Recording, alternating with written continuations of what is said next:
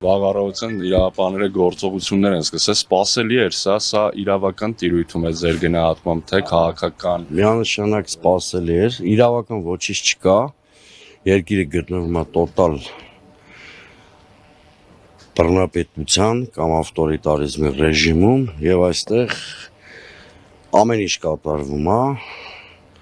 Ենոք Հավանցի ինքնահռչակի ցուցումներով։ Այսինքն այստեղ փնտրել իրավունք, ինչ-որ հոդված վերլուծել, բան։ Սահմանադրական դատարանը լրիվ լեգիտիմացրեց ԿՀ-ի բեսպրիձելը,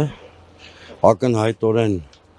երկրում տեղի ունեցել պետական հեղաշրջմանը նմանվող ինչ-որ բան, որովհետև ապօրինի միջամտություններով ազդել են ազգային ժողովի խճանկարի վրա, ես մի դրվագն եմ միայն ասում։ Եվ ակնհայտորեն մի մարդ, որ այդպես էլ չի հանդարտվում, ամբողջ քարոզարշավի ընթացքում խոստանում էր պատժել կոնկրետ մարդկանց, կուլակաթափ անել, պատժել, նստացնել, ժանրի բոլոր տերմինները օգտագործել է։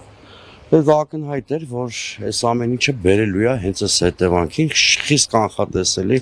իրադարձություններ, որ ժամկետն էլ պատահաբար ընտրված չի, դա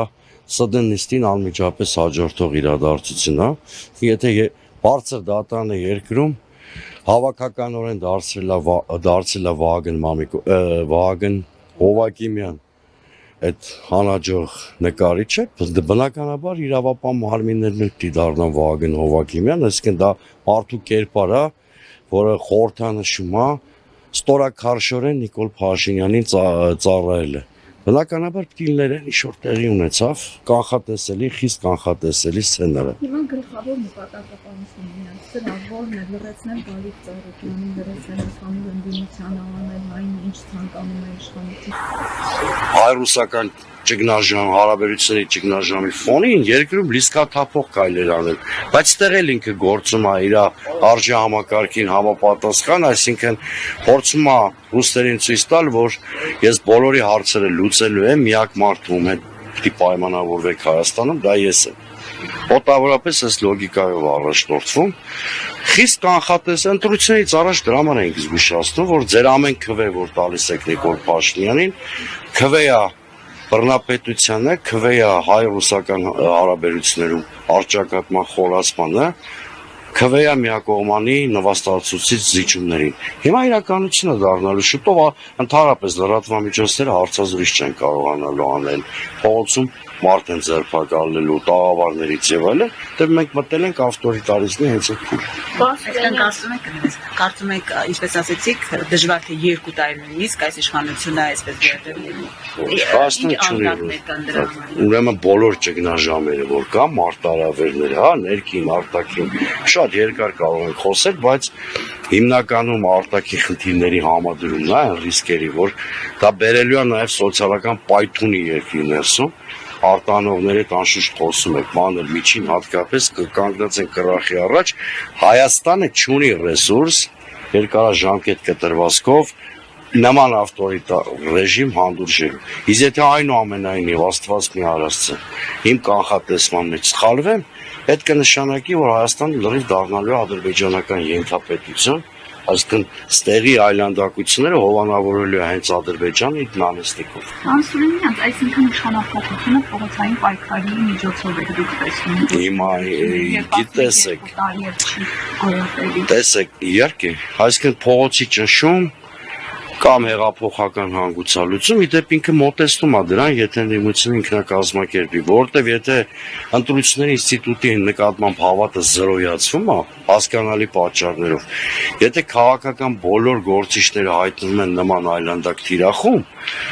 հասարակական տրամադրությունները դառնում են ավելի արմատական, այսինքն հեռու չի են օրը, որ հասարակության այս տրամադրությունները բերելու են ավելի արմատական ընդդիմադիր հարտակի ձևավորմանը, որը այո, այլ տարբերակ, քան հեղափոխական հանգուցալուծություններն չի ունենալու։ Պարուսումյանց, բայց հունիսի 12-ին տեսանք, որ ժողովրդին կրակելու հրահանգ այնուամենայնիվ եղավ ու ոչինչ կանգնեցեք, այժմ տեսան հունիսի 12-ին։ Դուք նկատի ունեք նախանցած 24 թվականի, այո։ Փողոցային պայքարը այնուամենայնիվ կհաջողվի, թե գիտեք, ռեպրեսիվ մեքենան մարշելու հատկություն ունի, այսինքն ինքը չի կարող անընդհատ մարդկանց կուտա, քաղաքական ուժերի կուտա։ Ռեպրեսիվ մեքենան ինչպես ցանկացած մեքենա մաշելու հատկություն ունի, որ ընդդիմությանը կհաջողի այնպիսի համակարգ ձևավորել, որ ռեպրեսիվ մեքենայի ատամների զրույց չեն լինի այդ համակարգը կոտրել, հետո ռեպրեսիվ մեքենան վերջանա, իսկ գործի բումերանգի օրենքը։ Այդ տենց չի, որ ինքը անվերջ կարա մարդկանց բռնի, իդեպ որ դիմում նման այլանդակությունների, դա արդեն հուշում է, որ ինքը իր վերջին փամփուշտերն է սկսել կրակել։ Ինչ կարելի է կանխատեսել այս գործողություններից, այսպես պատրաստված եկել գործողություն կարեն կգնան, թե կձերբակալեն։ Ես հիմա իրավաբան չեմ որ կանխատեսում անեմ, բայց ինքը պարզ անոնսավորել է, չէ, որ երեքի ձեռներին են վստահել է։ Ենթադրել, որ Նիկոլ Փաշինյանի այդ բռնապետական դեմքը հանգարց հումանիստական է դառնալու, չարաչար, կարծում եմ ամենավատ սցենարը պետք է սպասել, գնալու է տոտալ ձերբակալությունների ու կալանքների։ Պարոն Սուրենյան, ամեն դեպքում ինչ սպասել է դիմադիր ուժերից, սահմանադրական դատարանի որոշումից հետո, հաշվի առնելով նաև այն հանգամանք, որ խորհրդարան անցած դիմադիրները որոշեցին մանդատները վերցնել։ Մանդատների վրա ես չեմ ուզում կենտրոնանալ, որտեղ եթե արագ հեղափոխական սցենար չկա, մանդատ չվերցնեն ինչ անեն։ Այդ իրաց գործն է իհարկե, բայց եթե արագ հեղափոխական սցենար չկա,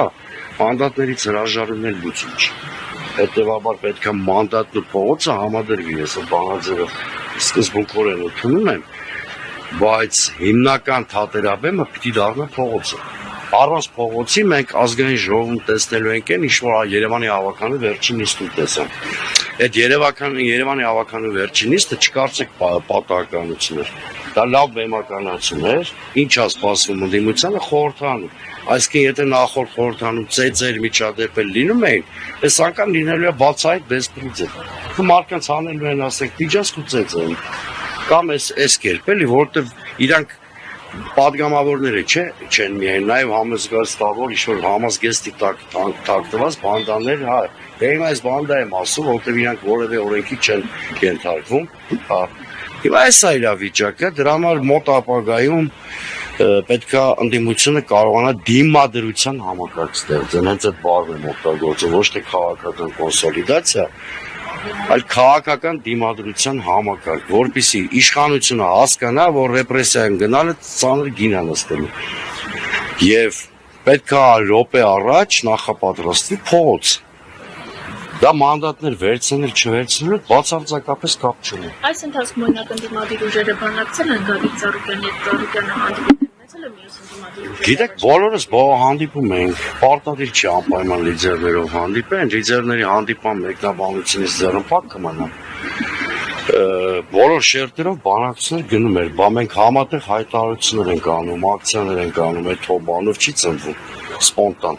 Բանակցում ենք, ինչ-որ բաներ ենք անում, հիմա այդ կոնսոլիդացիան էլ էլի, բովանդակություն ու մեթոդոլոգիան հստակ լինի, որ ձևավորվի։